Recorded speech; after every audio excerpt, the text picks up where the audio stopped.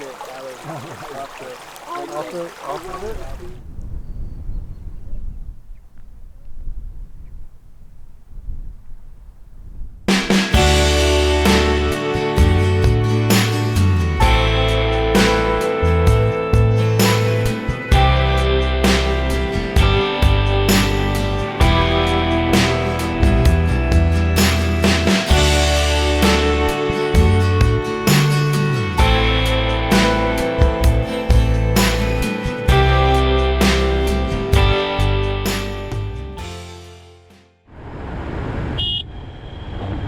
Colin and I are in Southeast Oregon.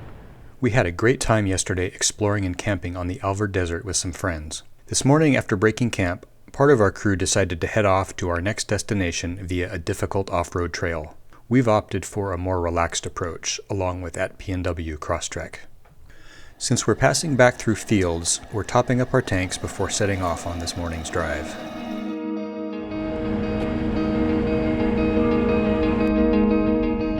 Farmlands on the valley floor are flanked by stony slopes scattered with sagebrush. These diminishing signs of civilization eventually give way to more rugged gulches and a desert terrain no one tries to tame.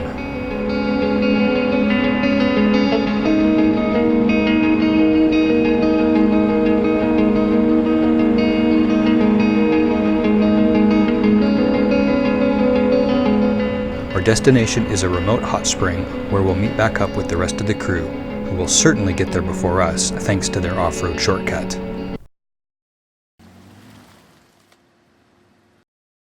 So we found the hot spring. There it is. It's a spring. It's hot. So is the sun beating down on us as the hours tick by awaiting our friends. We don't quite understand why they're not here. The area around the hot spring is already populated with numerous boondockers. It's cool, but it doesn't quite feel like the restful, remote wilderness experience some of us had in mind for tonight's camp.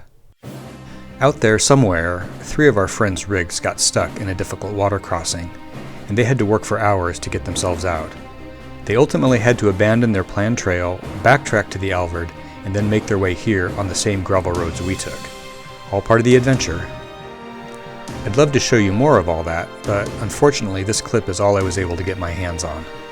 I guess they were probably a little busy trying to get their trucks out of the mud.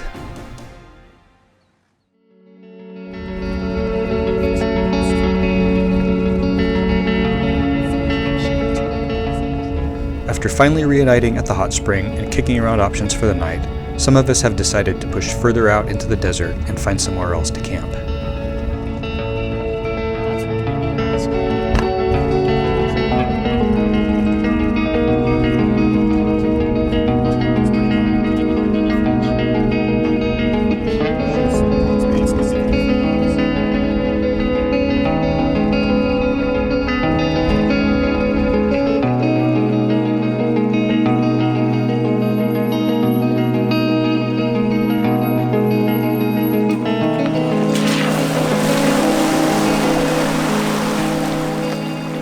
The spot along this creek looks like a promising option, but we've decided to fan out across multiple roads and scout separately to see if there's anything nicer not too far away.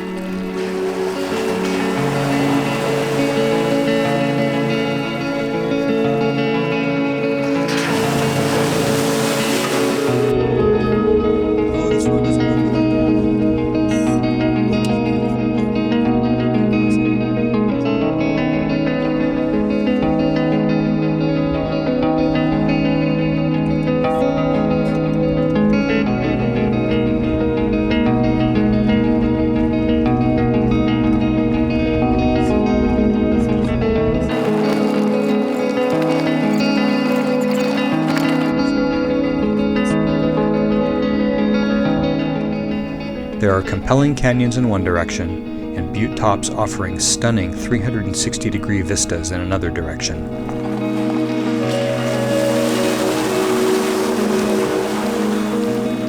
But we all agree that staying along the creek is the most appealing choice, so we settle in to set up camp.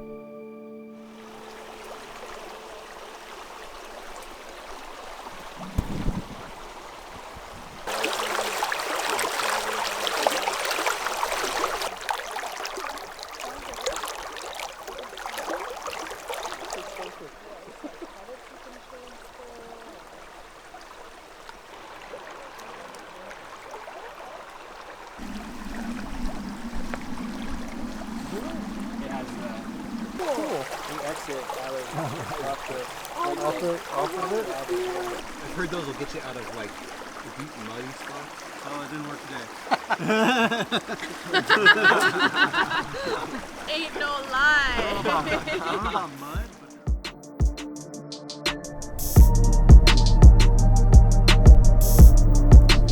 Chilling and chatting along the creek was a perfect way to unwind before digging into dinner.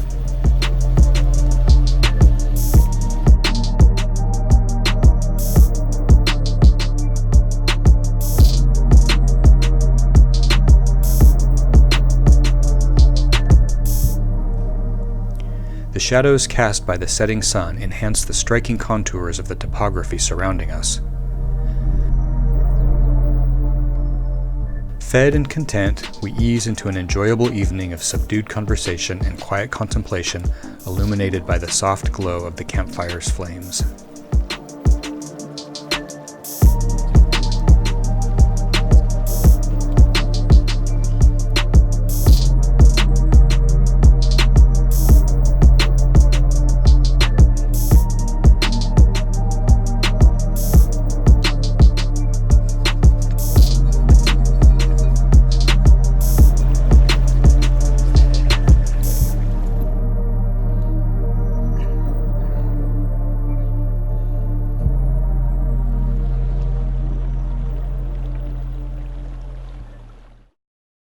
After a full night of sleep, we're feeling refreshed and have broken camp.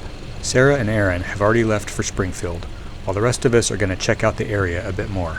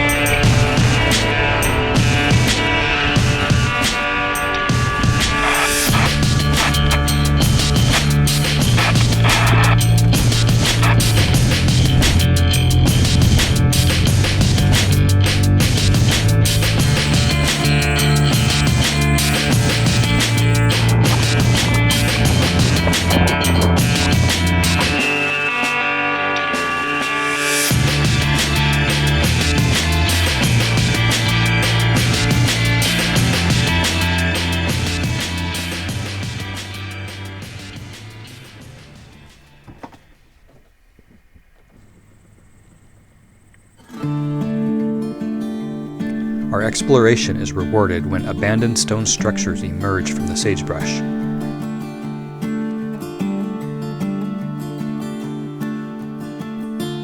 We take a closer look and speculate over why a settler would choose this particular site. No real conclusion is reached, though we have to admit the view of Steens Mountain is pretty spectacular.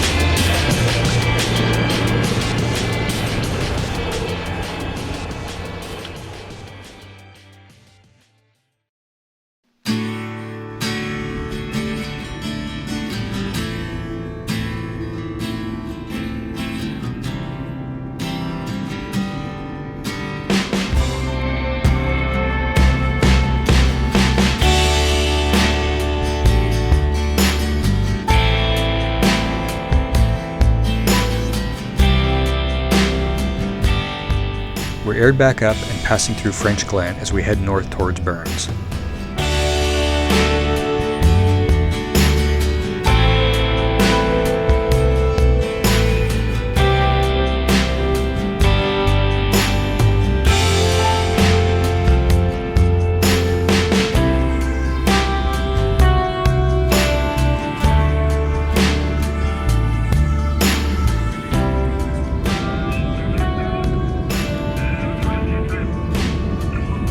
Yeah, you too. It was a great weekend.